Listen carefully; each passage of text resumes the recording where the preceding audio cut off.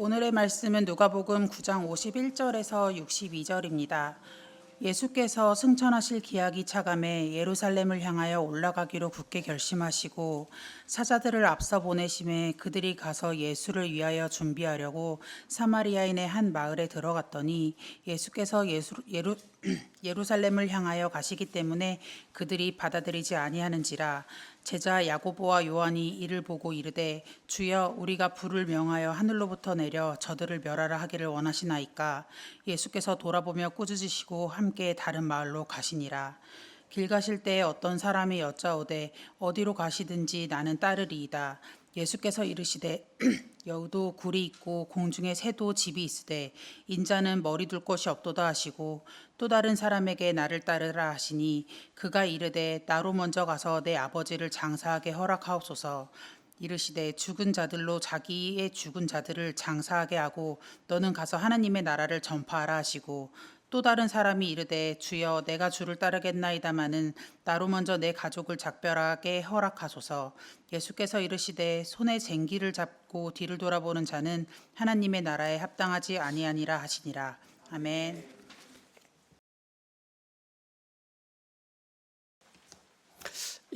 예배 자리에 나오신 모든 분들을 정말 주님의 이름으로 축복하고 환영합니다. 저희들은 계속 누가복음 말씀을 묵상하고 있습니다. 여러분들이 너무나 잘 아시는 것처럼 누가복음은 사복음서 가운데 한 권입니다. 사복음서는 예수님의 행적에 대해서 이렇게 기록이 되어 있는데 예수님의 행적을 이렇게 분류를 할 수 있습니다. 특별히 누가복음 같은 경우에도 분류하는 방법이 여러 가지가 있는데 오늘은 장소적으로 한번 분류를 해보겠습니다. 그러니까 예수님께서 사역하신 장소 한번 생각해 보십시오. 예수님은 베들레헴에서 태어나셔서 나사렛에서 자랐습니다. 다시 말해 고향이 나사렛입니다. 예수님의 첫 사역지는 고향 근처 갈릴리 마을이었습니다.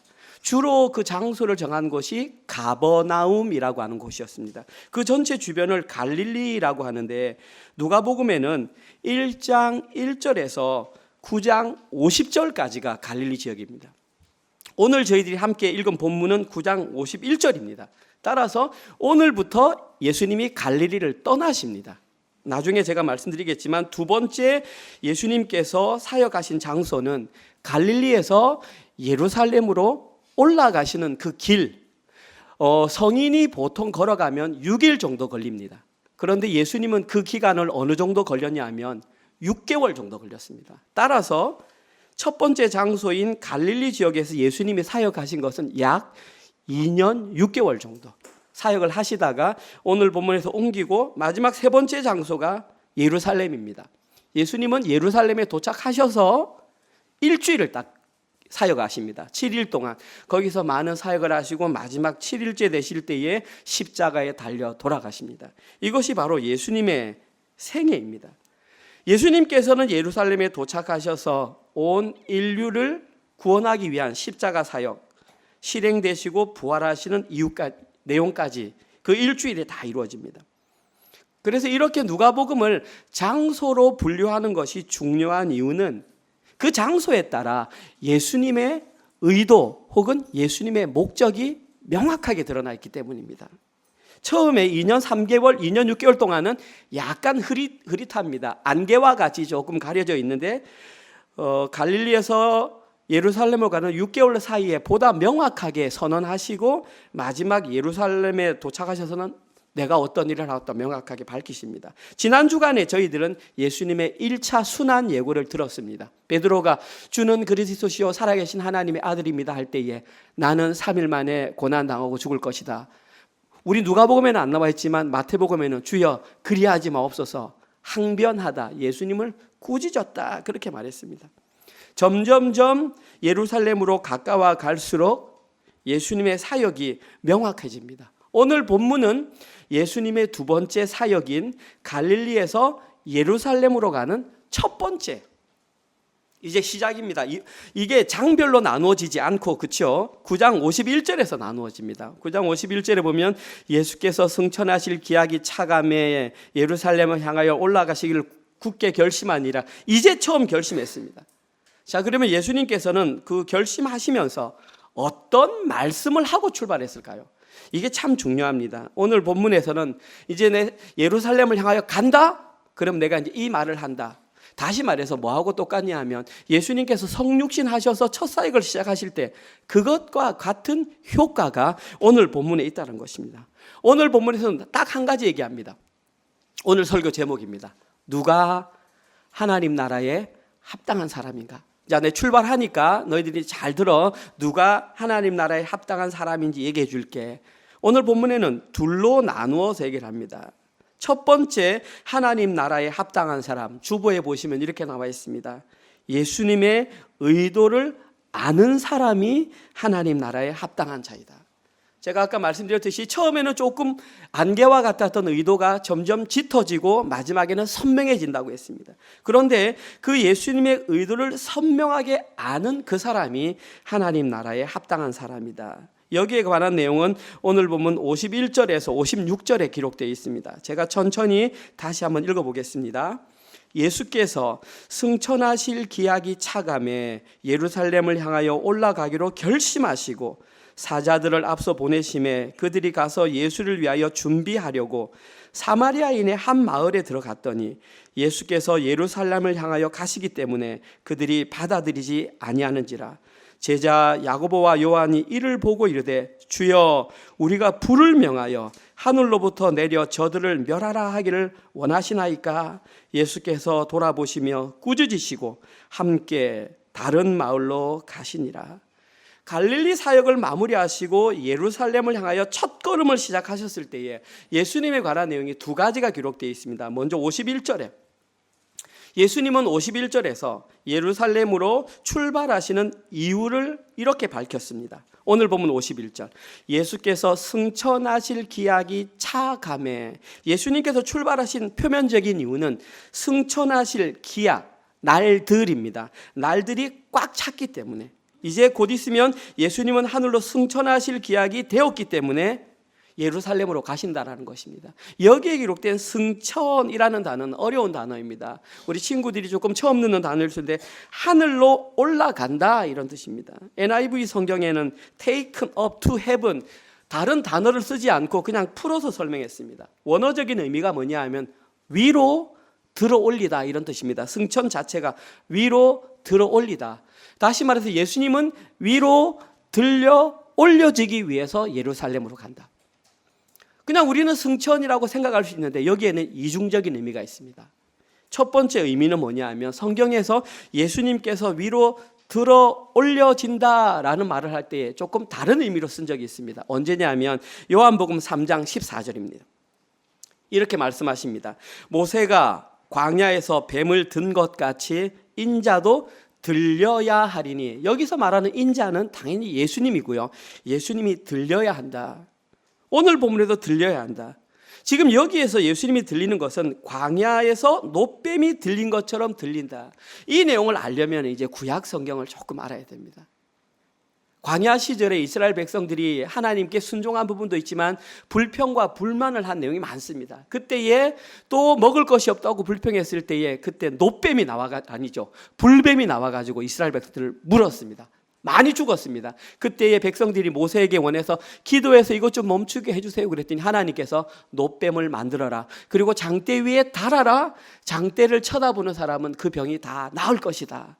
그래서 실제로 노뱀을 만들고 달았는데 그것을 본 사람은 다 나았어요. 아무도 죽지 않았어요. 마찬가지로 오늘 본문에서 인자도 들려야 한다 이 말은 예수님이 십자가에 달리셔야 한다라는 것을 상징적으로 표현한 것입니다. 따라서 오늘 본문에서 예수님의 승천에는 그냥 하늘로 올라가는 것만 아니라 예수님이 고난당하시고 십자가에 달려 죽으시고 부활하시는 모든 내용이 다 포함되어 있습니다. 그걸 다 포함해서 승천, 들어 올려진다 이렇게 표현했습니다. 예수님은 이 일을 하기 위해서 예루살렘으로 지금 가셨습니다. 두 번째 예수님과 관련된 내용은 바로 옆에 나와 있습니다. 기약이 차감해 예루살렘을 향하여 올라가기로 굳게 결심하셨다 그랬습니다. 여기에 기록된 결심하다라는 원어 뜻은 뭐냐 하면 고정시키다. 막대기를 땅에 꽉 박다 이 말입니다. 예수님께서도 예루살렘으로 올라가기 위해서 막대기를 꽉 꽂았습니다. 근데 한글 성경에는 안 나와 있는데 원어를 보면 이 단어가 빠져 있습니다. 그는 그 얼굴을 고정시켰다 이렇게 되어 있습니다. 예수님께서 얼굴을 고정시켰다. 이걸 그대로 직역하면 예수님은 그 얼굴이 다른 곳을 바라보지 않고 예루살렘을 향하여 고정시켰다 이렇게 원어에는 되어 있습니다. 무슨 말입니까? 예수님은 하나님이십니다. 뭐든지 알고 계시고 뭐든지 할 수 있습니다. 그런 하나님조차도 십자가의 길을 걸어갈 때는 그만큼 힘들고 어렵다라는 것입니다. 예수님께서도 마음을 굳게 결심하지 않으면, 눈을 예루살렘으로 딱 픽스시키지 않으면 걸어가기가 힘들다라는 사실입니다. 좀 전에 말씀드렸던 것처럼 예수님은 완전한 하나님이시기 때문에 이 모든 과정을 이미 다 알고 있었습니다. 그럼에도 불구하고 기꺼이 예루살렘으로 가는 여정을 시작하셨습니다. 왜냐하면 예수님은 거기에서 하셔야 할 일이 있었기 때문입니다. 그런데 오늘 보면 두 번째로 나오는 것은 예루살렘으로 향하는 경로입니다. 지도를 기억하실지 모르겠지만 한번 상상을 해보십시오. 예수님이 사역하시던 곳은 위쪽 갈릴리 호수가 있던 그 지역입니다. 거기서 요단강물을 쭉 따라 내려오면 사해라는 곳이 있습니다. 그 사해 옆에가 이제 예수님이 십자가에 달리신 예루살렘입니다. 그래서 그 북쪽에 있는 사람들이 남쪽으로 내려오는 길이 두 가지가 있습니다. 첫 번째 길은 뭐냐 하면 육지를 따라 내려오는 것입니다. 육지를 따라 내려오면 조금 짧게 걸립니다. 그런데 한 가지 단점이 뭐냐 하면 반드시 사마리아를 거쳐야 됩니다. 그러니까 갈릴리가 있고 중간에 사마리아가 있고 유대 지역이 있습니다. 이 사마리아 지역이 왜 나쁘냐 하면 피가 섞여서 혼혈인들이 살기 때문에 유대인들은 더럽다 그래서 거기를 안 지나갑니다. 두 번째 방법이 뭐냐 하면 이렇게 요단강을 둘러서 내려오는 방법입니다. 그러면은 시간이 조금 오래 걸립니다. 그런데 오늘 본문에서는 예수님은 남들이 잘 가지 않는 사마리아를 직선으로 통과해서 오늘 본문 52절 사자들을 앞서 보내매 그들이 가서 예수를 위하여 준비하려고 사마리아인의 한 마을에 들어갔더니, 예수님은 직선 통로를 이용하셨습니다. 그런데 중요한 건 한 가지 문제가 발생했습니다. 문제가 뭐냐 하면 53절에 예수께서 예루살렘을 향하여 가시기 때문에 그들이 받아들이지 아니한지라. 예수님이 그 사마리아를 통과해서 예루살렘으로 간다는 걸 알자 사람들이 못 오게 막았다는 것입니다. 그러면 처음부터 막았느냐? 그렇지 않습니다. 예수님이 요한복음 3장에 보면 수가성에서 여인을 만났을 때는 예루살렘을 통과한 것이 아니라 그곳에 있는 사람들에게 복음을 증거할 때는 그들이 웰컴하고 환영을 했습니다. 그런데 오늘 본문에서는 지나가겠다라고 말을 하니까 이들이 다 예수님의 일행을 뿌리쳐 버렸던 것입니다. 예수님은 이 모든 상황까지 다 알고 계셨습니다. 그러함에도 불구하고 왜 구태여 사마리아라는 길을 걸어가셨을까요? 여기에 두 가지 이유가 있다고 볼 수 있습니다. 첫 번째 이유는 뭐냐 하면 이 길을 이제 지나가면 예수님은 십자가 지셔야 됩니다. 다시는 사마리아 지역을 통과할 수가 없습니다. 마지막으로 그 지역을 통과하면서 그 지역 사람들에게 하나님 나라의 복음을 증거하시려고 했던 것입니다. 다시 말해서 세상 사람들은 그들을 혼혈족이라고 해서 개보다 못한 존재로 여기지만 예수님께는 그들 또한 하나의 구원의 대상자였던 것입니다. 이것이 구원자이신 예수님의 마음이었습니다. 그들에게 한 번이라도 더 십자가 복음을 전하기 위해서 그 길을 통과하기를 원했지만 그들은 거절했습니다. 두 번째 이유는 뭐냐 하면 제자들의 믿음 상태를 점검하기 위함이었습니다. 틀림없이 예수님은 그들이 반대할 줄 알았습니다. 자, 그러면 그 반대하는 모습을 보면서 제자들의 신앙이 어떠한지, 2년 6개월 동안 예수님 옆에 쫙 붙어 있었으니까, 특별 교육을 받았으니까 믿음이 얼마나 좋겠습니까? 자, 그러니까 이제 너희들의 믿음 상태를 한번 보라는 것입니다. 그런데 아니나 다를까 그들은 예수님의 일행을 거부해 버렸습니다. 여기에서 제자들의 믿음이 폭로가 됩니다. 우리는 예수님과 옆에 있었으니까 2년 6개월 있었으니까 다른 사람들과는 달라. 이걸 우리는 잘못된 특권의식이라고 합니다. 제자들에게는 그 제자로서 가져야 할 본질보다는 잘못된 특권의식이 덕지 붙어 있었던 것입니다. 예수님은 이것을 깨지 않으면 십자가의 길에 동참하지 못한다는 걸 아셨기 때문에 이걸 깨뜨리려고 의도적으로 그 길을 갔던 것입니다.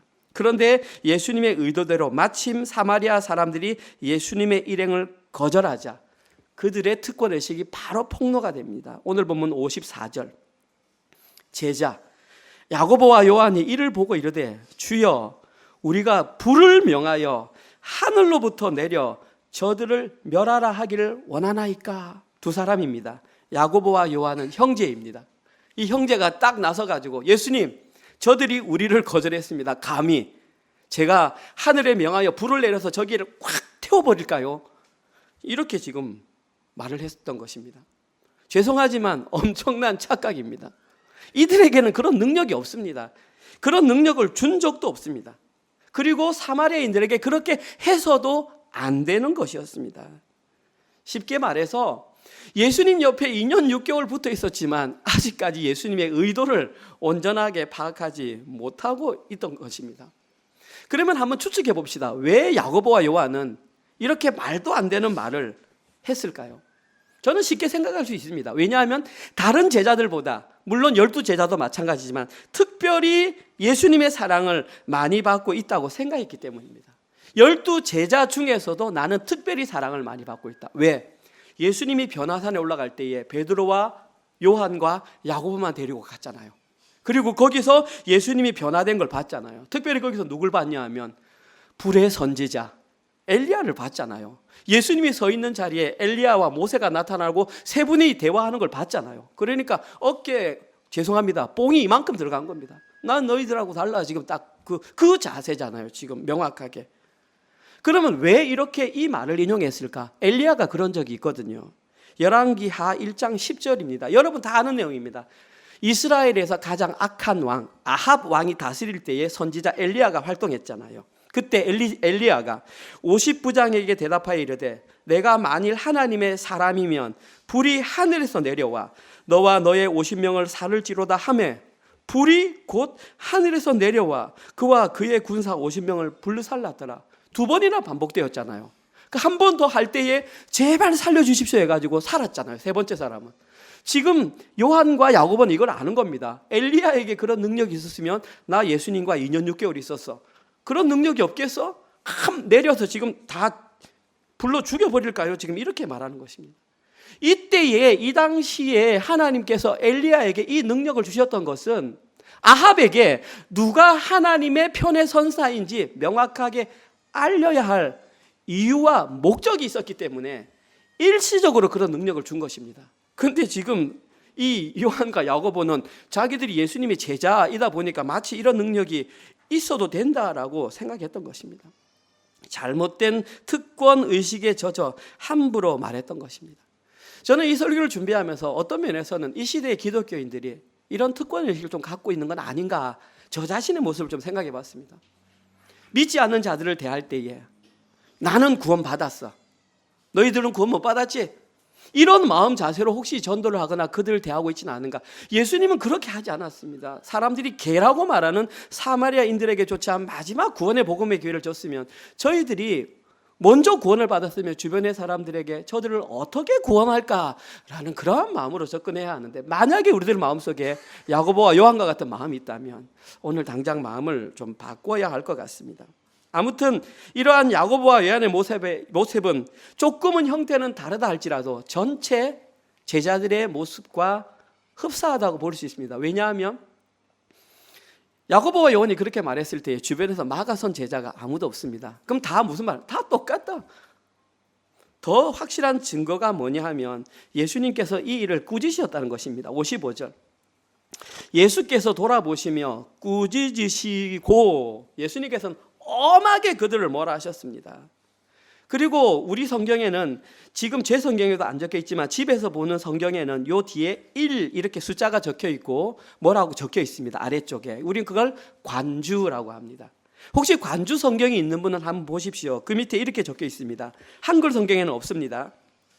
예수님이 이렇게 말씀하셨답니다. 이르시되 너희는 무슨 정신으로 말하는지 모르는구나. 인자는 사람의 생명을 멸망시키러 온 것이 아니요 구원하러 왔노라. 그런 성경이 지금 있는 분도 계실 것입니다. 너희들이 무슨 정신으로 말하는지 모르는구나. 인자는 사람의 생명을 멸망시키러 온 것이 아니요 구원하러 왔노라 하시고. 그러면 왜 이것은 어떤 성경에는 있고 어떤 성경에는 없느냐?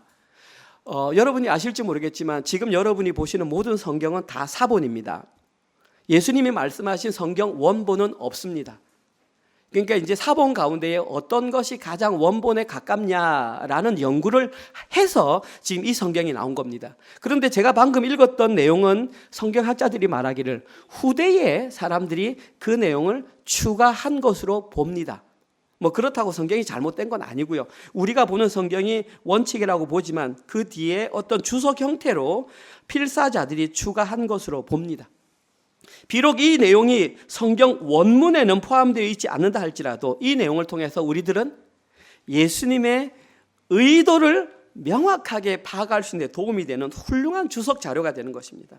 여기서 뭐라고 했냐면 예수님이 이 땅에 오신 이유는 심판이 아니라 구원을 실현하기 위함이다. 명확하게 의도를 밝히셨습니다. 중요한 것은 저희들도 여기에 포함된다는 사실입니다. 그래서 오늘 설교에 집중해야 하는 이유가 우리 또한 멸망의 대상이 아니라 구원의 대상이 되어야 하기 때문에 그럼 어떻게 하면 구원의 대상이 되는지에 대한 설교에 대한 집중을 할 이유가 여기 있는 것입니다. 이것이 바로 예수님께서 예루살렘을 향하여 올라가신 진짜 의도였습니다. 예수님은 심판이 아니라 구원을 하기 위해서 십자가를 지셨던 것입니다. 오늘 본문에서 드러났듯이 제자들은 아직까지 예수님의 의도를 완전히 파악하지 못했습니다. 제자들이 예수님의 의도를 완전히 파악한 것은 한참 시간이 지나서 오순절 성령의 다락방에 성령님이 임재하심으로 말미암아 그들은 완전히 변화가 되어서 예수님의 의도를 100% 파악하게 되었습니다. 목사님이 어떻게 아시냐고요? 12명의 제자는 전부 다 순교했습니다.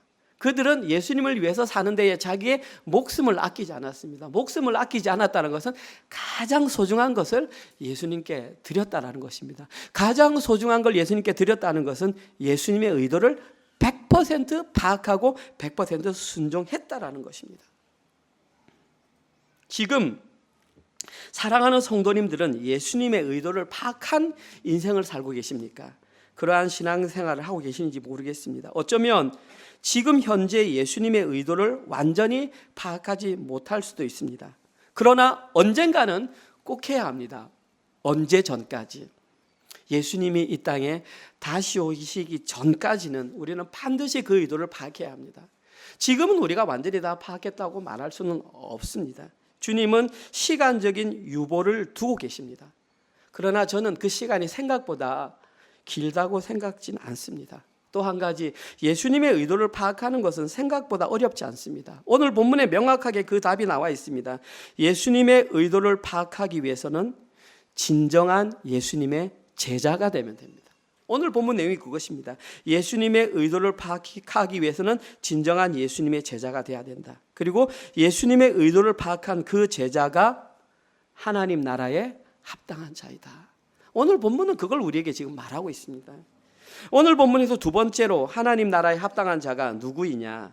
그 사람은 예수님을 따르는 자, 누군가를 따르는 자를 우리는 부자로 제자라 그럽니다. 오늘 본문은 제자에 대한 얘기입니다. 여행을 출발하면서 너희들이 제자야? 그런데 진짜 제자인지 한번 보자.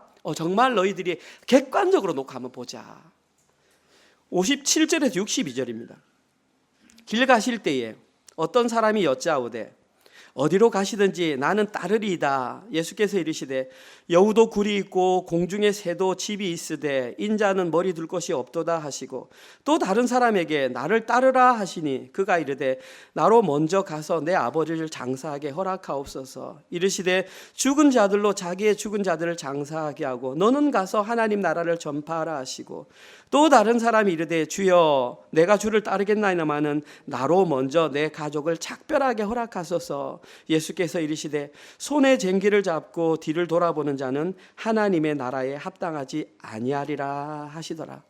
예수님의 제자가 되는 방법 가운데 세 종류의 사람이 지금 오늘 본문에 등장합니다. 첫 번째 해당하는 사람은 57절과 58절에 있는 사람입니다. 이 사람의 특징은 뭐냐 하면 자신이 먼저 예수님께 나와서 이렇게 말했습니다. 길 가실 때에 어떤 사람이 여짜오되 어디로 가시든지 나는 따르리이다. 자발적으로 예수님께 먼저 나와서 예수님 따르겠습니다. I will follow you. 내가 will follow 당신을 따라가겠습니다. 의지적으로 이렇게 말했습니다. 굉장히 훌륭한 거죠. 이 시대에도 제자가 되겠다고 나서는 사람이 얼마나 되겠습니까? 훌륭한 사람이죠. 마태복음 8장 19절에는 이를 누구라고 말하냐면 서기관이라고 적어놨습니다. 서기관이 지금으로 말하면 변호사 정도라고 말할 수 있을까요? 그 당시 서기관은 율법에 능통한 엘리트 그룹에 속한 사람이었습니다. 예수님의 제자 가운데에 혹시나 비슷한 사람이 있다면 바돌로메라고 생각되는 나다나엘 정도가 어쩌면 여기에 해당될지 모르겠습니다. 성도님들이 한번 생각해 보십시오. 예수님의 제자 중에서 적어도 이런 사람은 한 명 정도 나와야 되지 않겠습니까? 그런데 얼마나 감사한지 그 사람이 자기 발걸음 나와가지고 당신이 어디로 가든지 내가 당신의 제자가 되겠습니다. 얼마나 기쁜 일입니까? 만약에 우리 교회에 어떤 사람이 와서 내가 그렇게 하겠습니다 그러면 막 벌쩍벌쩍 기뻐 뛰지 않겠습니까? 너무나 놀라운 사실은 58절입니다. 예수께서 이르시되 여우도 굴이 있고 공중에 새도 집이 있으되 인자는 머리 둘 곳이 없도다 하시고. 무슨 말입니까? 여우도 굴이 있고 공중에 새도 있는데 나 인자는 머리 둘 곳이 없다. 나를 따르는 것은 안정된 일과는 전혀 관계없다. 나를 따르고자 하는 것은 진짜 피곤한 일인데 너 그래도 괜찮겠니? 지금 나 당신 따르겠습니다. 굉장히 똑똑한 사람이 나 따르겠습니다 했는데 너 나 따르는 거 피곤한 일인데 괜찮겠니? 예수님은 따르겠다고 나온 사람에게 왜 이렇게 찬물을 끼얹는 듯한 마치 따라오지 마라고 말하는 것 같은 의미로 말했을까요?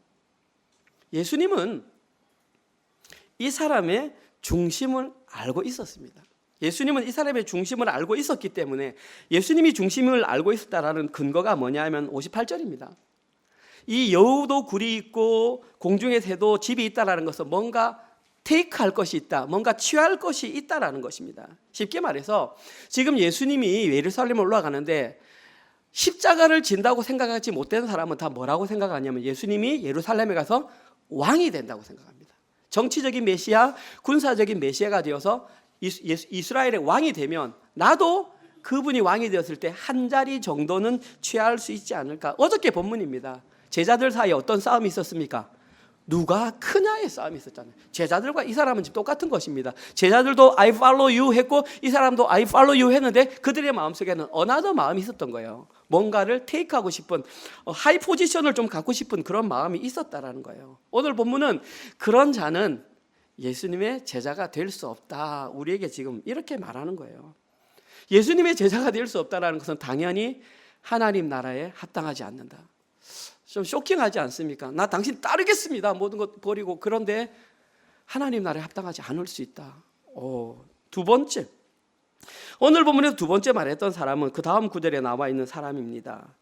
59절에서 예수님께 이렇게 말합니다. 또 다른 사람에게 나를 따르라 하시니 이번에는 반대의 경우입니다. 예수님께서 그 사람에게 가서 나를 따르라.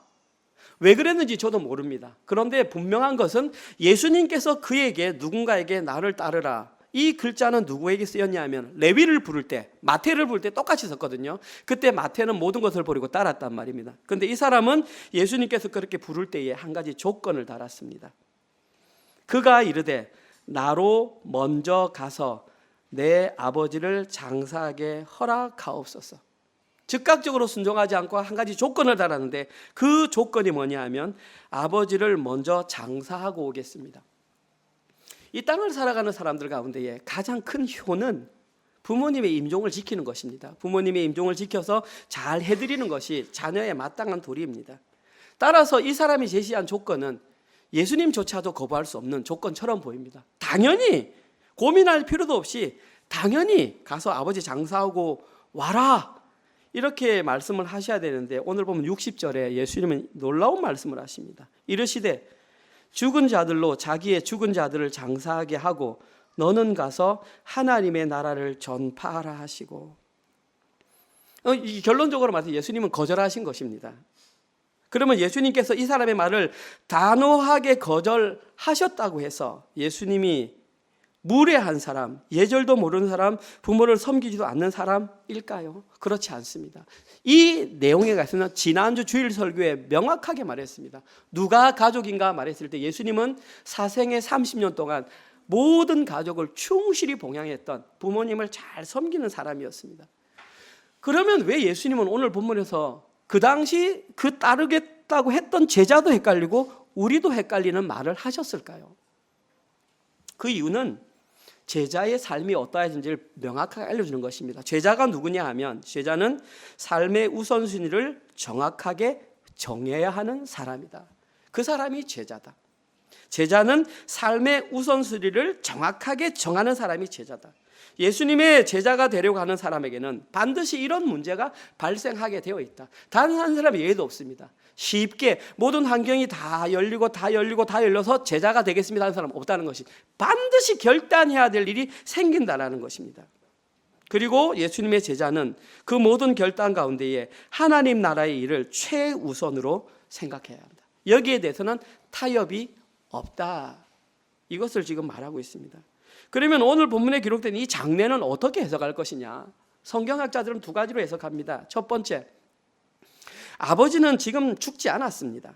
그런데 이 사람이 하는 말은 아버지가 지금은 살아계시지만 연로하시니까 아버지가 죽는 것을 지켜본 후에 자녀의 도리를 다하고 예수님을 따르겠다는 것입니다. 이 사람에게 우선순위는 아버지의 장례가 우선이라는 것입니다. 아버지가 지금 죽은 게 아니고요, 잘 복양하고 잘 마치고 내 인간 도리 다 하고 따르겠다는 것입니다. 지금 아버지는 언제 죽을지 모르는 상황입니다. 두 번째 해석은 뭐냐 하면 유대인의 풍습을 알아야 됩니다. 유대인들은 이렇게 합니다. 첫 번째, 누군가 죽으면 그 시신을 굴에 넣습니다. 그래서 1년을 방치합니다. 왜냐하면 그때 다 썩거든요. 뼈만 남습니다. 그때 뼈를 수습해서 우리처럼 이 유골함에 만들어서 그걸 다시 안치하고 그때 유산 분배를 합니다. 그러니까 지금 이 사람은 아마 아버지가 돌아가신 지 1년 지났고 지금 아버지의 뼈를 수습한 후에 유산을 상속받고 자신의 권리를 취한 후에 예수님을 따르겠다 말하는 것으로 해석하고 있습니다. 그런데 두 가지 해석 가운데 어떤 해석을 택한다 할지라도 두 가지 모두 하나님의 나라의 일보다는 앞설 수가 없습니다. 이것이 제자의 운명이다, 지금 이렇게 말하고 있는 것입니다. 이러한 이유로 예수님은 60절에서 죽은 자들로 자기의 죽은 자들을 장사하게 하고 너는 가서 하나님 나라를 전파하라. 하나님 나라의 시급성에 대해서 먼저 말했습니다. 저는 이 사람이 어떤 결정을 내렸는지 알 수 없습니다. 만약에 이 사람이 여전히 아버지의 장례 준비와 유상 상속을 먼저 선택했다면 그 사람은 온전한 예수님의 제자가 되지 못했습니다. 그리고 이러한 우리가 신앙생활을 하다 보면 이러한 일은 자주 발생하는 것을 경험할 수 있습니다. 그때에 하나님 나라의 일에 삶의 우선순위를 둔 그 사람만 하나님 나라에 합당한 자다. 반대로 얘기하면 이 사람과 같이 선택한 사람은 하나님 나라에 합당하지 않다. 쉽지 않은 문제일 수 있습니다. 그러나 이것이 성경의 올바른 가르침이고 예수님의 의도입니다. 마지막 세 번째 사람입니다. 오늘 보면 61절에서 62절에 나오는 사람입니다. 이 사람도 첫 번째 사람과 같이 예수님을 따르겠다고 말했습니다. 61절, 또 다른 사람이 이르되 주여 내가 주를 따르겠나이다마는 I will follow you, but 내가 당신을 따르겠습니다. 그러나 지금 이렇게 말하고 있습니다. 첫 번째 사람과 같이 따르겠다고 했지만 이 사람 한 가지 조건을 달았습니다. 그 조건이 뭐냐 하면 나로 먼저 내 가족을 작별하게 허락하옵소서. 그가 인사한 것은 say goodbye였습니다. 가족들과 작별하고 오겠습니다, 예수님. 그러니까 조금만 해주십시오. 그러면 가족과 작별하겠다는데 그걸 못하겠다는 사람이 어디 있겠습니까? 당연히 예수님은 그렇게 해라 할 줄 알았는데 62절에 예수께서 이르시되 손에 쟁기를 잡고 뒤를 돌아보는 자는 하나님의 나라에 합당하지 아니하리라 하시니라. 이런 너무나 쉽고 너무나 당연한 작별 인사에 왜 예수님께서는 이러한 조건조차도 들어주지 않았을까요? 어떻게 생각하십니까? 왜 예수님께서 안 들어주셨을까요? 이유는 간단합니다. 이 사람이 말했던 작별 인사는 우리가 생각하는 그런 작별 인사가 아니기 때문입니다. 61절에 기록된 여기에 내 가족을 이렇게 작별하게 허락하소서, 내 가족을 원어가 뭐냐 하면 내 집안의 남자 사람들에게 이런 뜻입니다. 내 집안의 남자 사람들에게. 다시 말해서 지금 이 사람은 아직까지 그 집안 남자들의 권위의 영향력 아래 있었다라는 것입니다. 몸은 지금 예수님을 따르겠다고 나왔지만 그 마음은 여전히 가족들의 권위 아래에 있어서 지금 두 마음을 품은 것입니다. 쉽게 말해서 누군가가 나 잡아주면 아이고 그 핑계 대고 안 가겠다, 지금 이 말인 것입니다. 두 마음을 가지고 갈등을 하고 있는 상태에서 누군가 탁 말해주면 아이고야 큰일 날 뻔했네, 잘못하면 예수님 따라갈 뻔했네, 지금 이 말입니다. 가족들을 떠나자니 무언가 아쉽고 예수님을 따르자니 확신이 없고 시선이 여기저기 분산된 사람, 두 마음을 품은 사람이니까 예수님께서 손에 쟁기를 잡고 뒤로 돌아보는 자는 하나님의 나라에 합당하지 않다. 예수님은 비유의 왕이신 것 같습니다. 쟁기질을 해보셨는지 모르겠지만 쟁기질 소가 끌고 갑니다. 그리고 뒤에 사람이 쟁기를 잡고 똑바로 가야 일항이 똑바로 납니다. 그래야 거기에 곡식을 심는데 쟁기를 잡고 뒤를 돌아보는 순간 삐뚤 됩니다. 그러면 거기에는 어떤 곡식도 심을 수가 없습니다. 지금 그 말을 하는 것입니다. 이 사람에게 진짜 필요한 것은 예수님께로 그의 마음을 정하고 시선을 고정하는 것입니다. 그래서 다윗이 시편 57편에서 내 마음이 확정되어 싸우니, 믿음의 선조 다윗조차도 이 주님께 시선을 확정하지 않으면 돌아가는 현실을 너무나 잘 알고 있기 때문에, 하물며 우리같이 믿음이 연약한 자들이 눈을 예수님께 확정하지 않으면 언제든지 팍팍 돌아가는 것이 우리의 모습이라는 것입니다. 그리고 이 사람이 마음을 예수님께로 정할 때 진짜 제자가 되어 하나님 나라에 합당한 자라고 포함될 수 있습니다. 저는 여기에 기록된 이 세 사람이 어떻게 결론 지었는지 알 수는 없습니다. 온전히 따랐는지 따르지 못했는지. 근데 제가 생각할 때는 좀 따르지 못한 것처럼 보입니다. 이들은 예수님의 제자가 될 수 있는 엄청난 기회가 있었는데 예수님의 길을 따르지 못했습니다. 왜 이들은 그 기회를 놓쳐버렸을까요? 이유는 단 하나입니다. 이유는 단 하나. 예수님의 제자의 도를 잊어버렸기 때문입니다. 예수님이 이미 말씀하셨습니다. 제자가 되는 자는 이렇게 해야 한다라는 그 제자의 도를 잊어버렸기 때문입니다. 언제 그랬느냐? 누가복음 9장 23절에서 이렇게 말했습니다. 우리 같이 한번 읽어볼까요? 시작. 또 무리에게 이르시되 아무든지 나를 따라오려거든 자기를 부인하고 날마다 제 십자가를 지고 나를 따를 것이니라. 너무 잘 아는 말씀입니다. 예수님께서 무리에게 이르시되 아무든지 나를 따라오려거든 자기를 부인하고 날마다 제 십자가를 지고 나를 따를 것이니라. 너희들이 내 제자가 되고 싶니? 그러면 날마다 자기 십자가를 지고 나를 따르면 돼. 자기를 부인하면서 이렇게 말했습니다. 저기에 기록된 무리에게라는 단어가 조금 해석에 오류가 있습니다. 저기 무리라고 하는 단어의 원어는 모두에게입니다. 그리고 지금 이 글을 듣고 있는 사람은 제자들입니다. 따라서 이것은 예수님께서 제자 모두에게 말했다고 볼 수 있습니다. 그런데 무리라고 하면 조금 오해의 소지가 있습니다. 아무튼 예수님께서는 제자에게 이렇게 말했습니다. 나를 따라오려거든 자기를 부인하고 날마다 제 십자가를 지고 따르면 된다. 너무나 단순하지 않습니까? 작년 재작년 저희 은혜로 장로교회 마지막 폐회송이 예수의 길 아니었습니까? 예수의 길 그 좁은 길 나는 건네 주 손잡고, 우리 십자가의 길 그렇게 노래했잖아요. 지금 이 본문이 바로 그거잖아요. 예수님의 제자가 되는 길은 너무나 단순합니다. 자기 십자가를 지고 자기를 부인하면 되는 것입니다. 그러면 자기를 부인하고 자기 십자가를 진다는 것이 무엇일까요? 여기에 대해서 굉장히 많은 오해가 있습니다. 제가 단 한마디로 요약해 드리겠습니다. 자기를 부인한다는 것은 자신과의 결별을 선언하는 것입니다. 자기를 부인한다는 것은 자신과의 결별, 단절을 선언하는 것입니다. 내가 내 왕의 자리에 있는 그 자리에서 나를 끊어버리는 것입니다. 그것이 자기 부인입니다. 그리고 그 결과로 발생하는 것이 자기 십자가입니다. 많은 사람들이 자기 십자가에 대한 오해가 있습니다. 이런 오해입니다. 왜 나에게는 이런 배우자가 되어서 나는 이 십자가를 져야 하나? 자기 십자가 아니고요. 왜 나에게는 이런 질병이 있어 이렇게 아프거나? 그 고통은 자기 십자가 아니고요. 그것이 자기 십자가 되려면 반드시 예수님으로 인한 희생이 전제되어야 그것이 자기 십자가입니다.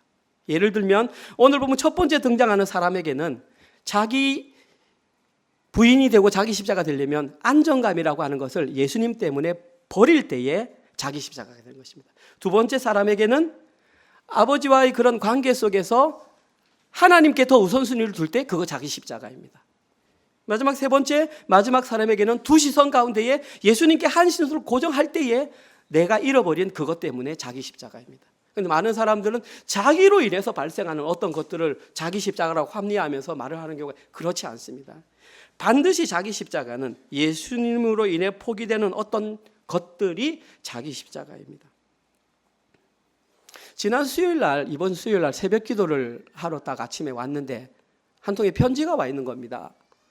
그래서 새벽 기도 마치고 읽을까 했는데 저희 아내가 먼저 뜯어 읽더라고요. 그러면서 새벽 기도 하기 전에 여보 조금 큰일이 있는 것 같아. 뭐야? 그랬더니 잠깐 봤는데 안 봤어요.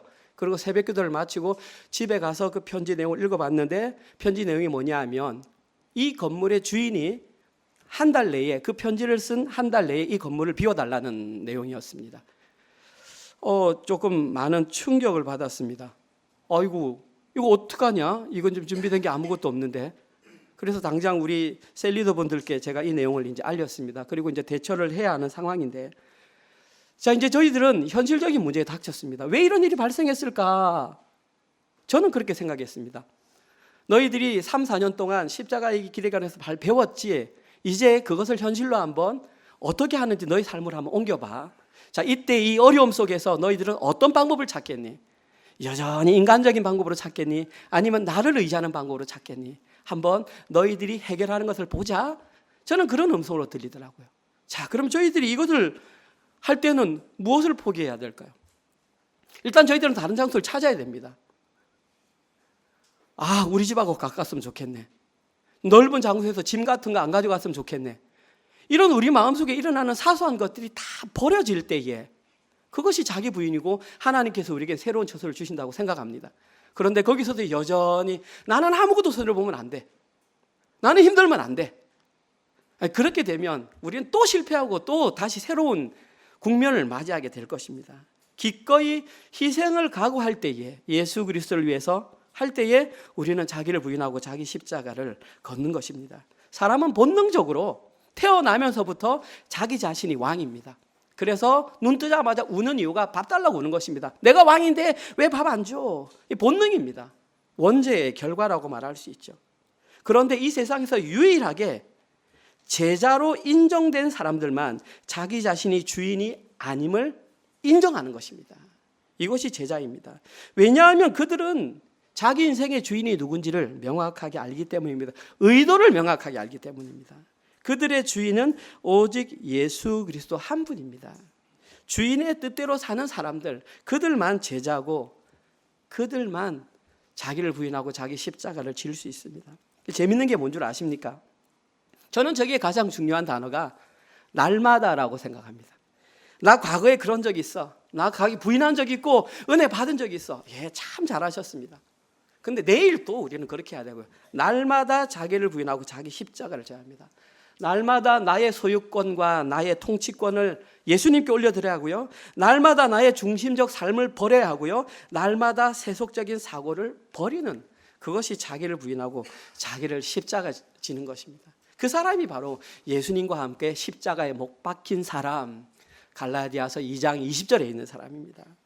너무 잘 아는 말씀이죠. 내가 그리스도와 함께 십자가에 못 박혔나니 그런즉 이제 내가 사는 것이 아니요 오직 내 안에 그리스도께서 사신 것이라. 이제 내가 육체 가운데 사는 것은 나를 사랑하사 나를 위하여 자기 자신을 버리신 하나님의 아들을 믿는 믿음 안에서 사는 것이라.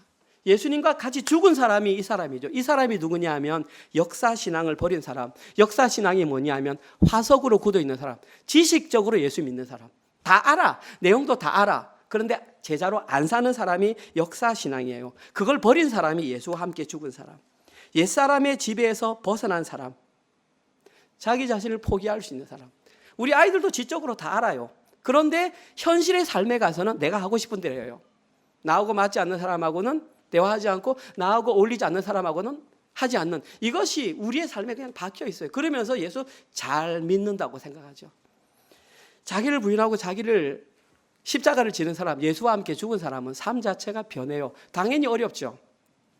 세상에 살아가는데 내 마음에 맞는 사람 몇 되겠습니까? 내 자식도 내 마음에 안 맞는데 다른 사람이 내 마음에 어찌 맞겠습니까? 그러면 이런 이유로 잘라버리고 저런 이유로 잘라버리면 제자가 될 기회가 없는 거죠. 그런 어려움이 있다는 것은 우리에게 제자가 될 기회를 자꾸 제공하는 것이고 우리는 그걸 넘어서야 하는 것이죠. 그 사람이 진짜 제자고 하나님 나라에 합당한 사람이다. 오늘 본문은 우리에게 결국은 누가 구원받을 수 있는지 구원의 메시지를 전하는 것입니다. 너희들 다 구원받았다고 생각하니? 진짜 구원받았을까? 우리 한번 냉정하게 한번 보자. 예전에 저는 처음 개척했을 때는 구원받을 사람이 좀 적다고 생각했어요. 그래서 저랑 같이 이전의 교회에서 생활하신 분들은 아시겠지만 저는 사랑방 모임에서도 생각보다 구원받는 사람이 적습니다. 그런 설교를 많이 했었어요. 그런데 은혜로 장로교에서 또 이렇게 하다 보니까 로마서를 특별히 강의하다 보니까 이 하나님의 은혜로 구원받는다고 하니까 은혜로 구원받는 사람이 참 많겠구나. 제 생각이 좀 변하더라고요. 그런데 이번 설교를 통해서 다시 보니까 잘 모르겠어요. 진짜 구원받는 사람이 많을지 적을지. 그런데 오늘 본문에 의하면 진짜 자기를 부인하고 자기 십자가를 지지 않으면 하나님 나라에 합당하지 않다고 하니까 한번 우리의 신앙을 점검해 봐야 될 것 같아요. 오늘 설교를 마무리하겠습니다. 사랑하는 성도님들은 하나님 나라에 합당한 자가 맞습니까? 그렇다면 예수님의 뒤를 따르는 온전한 제자가 되어야 합니다. 예수님의 제자가 되기 원하는 자들은 반드시 자기를 부인하고 자기 십자가 지는 삶을 살아야 합니다. 여기서 가장 중요한 단어는 저는 날마다라고 생각합니다. 그래서 우리는 은혜로 장로교회는 말씀 묵상을 매일 아침 보내주는 것입니다. 왜? 우리는 날마다 더러워지기 때문에 말씀으로 우리를 돌아보지 못하면 또다시 내가 왕이 되니까 왕의 자리에서 내려오라고 말하는 것은 말씀밖에 없으니까. 근데 말씀 묵상을 잘 안 하는 것 같은데 너무 좀 안타깝습니다. 네. 그리고 우리가 이들이 바로 예수님의 통치를 받아들인 하나님의 사람들만 구원의 대상자가 됩니다. 결국 하나님 나라 백성은 제자가 되어야 하는 것입니다. 그럼 제자는 어떻게 될까요? 어떤 특별한 훈련을 받아야 제자가 될까요? 저희 교회에서도 30주 제자 훈련을 해서 그 30주 훈련을 마치면 제자가 될까요? 제자는 그렇게 되지 않는다고 생각합니다. 제자는 100% 예수님의 마음으로 가득 차서 어디를 눌러도 예수의 이름이 나오는 사람이 저는 제자라고 생각합니다. 나의 불편함을 감수하여서 드러내는 예수로 가득 찬 그 사람이 하나님 나라에 합당한 자들이라고 생각합니다. 오늘은 갈라디아서 5장 19절에서 21절을 제가 읽고 설교를 마치겠습니다. 여러분들은 보시기 바랍니다. 갈라디아서 5장 19절에서 21절입니다. 육체의 일은 분명하니 곧 음행과 더러운 것과 호색과 우상 숭배와 주술과 원수 맺는 것과 분쟁과 시기와 분냄과 당 짓는 것과 분열함과 이단과 투기와 술 취함과 방탕함과 또 그와 같은 것들이라. 전에 너희에게 경계한 것 같이 경계하노니. 함께 읽겠습니다. 시작. 이런 일을 하는 자들은 하나님의 나라를 유업으로 받지 못할 것이요. 사도 바울이 갈라디아 교인들에게 했던 내용입니다. 이 시대에 우리를 향한 하나님의 말씀으로 생각이 됩니다. 교회의 문제를 놓고 함께 기도하며 여러분들이 그 문제를 잘 헤쳐나갔으면 좋겠습니다. 하나님 감사합니다. 오늘 말씀을 통해서 어떤 자가 하나님 나라에 합당한 자인지를 정확하게 알려주시니 감사합니다. 먼저 예수님의 의도를 파악하는 자들이라고 말씀하셨습니다. 그리고 그들이 바로 제자이며 제자는 자기를 부인하고 자기 십자가를 지는 자라고 말씀하셨습니다. 날마다 그 길을 걸어가는 자들이 하나님 나라에 합당한 자라고 말씀하셨습니다. 사랑하는 우리 모든 은혜로 성도들이 그 길에 합당한 자가 되게 하여 주시옵소서. 주님, 현실이 녹록치 않습니다. 그러나 제자는 그 현실을 뛰어넘어 모든 삶의 우선권을 하나님께 올려드린 자입니다. 오직 주님께 모든 통치권과 모든 주도권을 옮겨드린 자입니다. 현실의 삶에서 그 삶을 잘 살아내게 하여 주시옵소서. 저희들이 잘 살아낼 때에 우리 사랑하는 자녀들이 그 길을 따라 걷습니다. 주님, 책임감을 가지고 신앙생활하게 인도하여 주시옵소서. 한 주간 동안 주님께서 허락하신 사업체와 또 직장을 통해서 벌어들인 수입을 통하여 주님께 11조와 주정헌금과 감사헌금과 셀모임 헌금으로 하나님께 올려드렸습니다. 이 헌금이 사용되는 곳곳마다 주님의 영광이 드러나게 하시고 정말 이 물질로 인하여 하나님 나라가 어떻게 풍성하게 이루어지는지를 우리 모든 성도들이 경험케 하여 주시옵소서. 이제는 우리 주 예수 그리스도의 은혜와 하나님의 사랑하심과 성령님의 위로, 교통, 감화, 깨닫게 하심이 자기를 부인하고 오직 예수 그리스도의 길을 따라가기로 결단하는 사랑하는 모든 은혜로 가족들 머리 위에, 그리고 우리의 사랑하는 자녀들 머리 위에, 지금 이 시간에도 세계 곳곳에 흩어져서 주의 복음을 증거하시는 사랑하는 모든 선교사님들 머리 위에 지금부터 영원토록 함께 있을지어다. 아멘. 아멘.